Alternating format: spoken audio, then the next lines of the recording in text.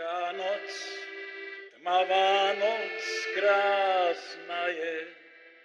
Partizán na horách bojuje. Mesiačik, ten celú noc nejde spať. Čo je to tam za buchot? Našli sme nejaký sedliacký kufrík. No však mi to doneste ukázať.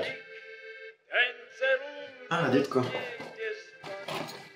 Nie, tak toto som už dávno nevidel. Toto sú fotky z čias, keď sa váš pradedo spolu s mnohými našimi ľuďmi postavili proti nespravodlivosti. Bolo to počas Slovenského národného povstania v roku 1944.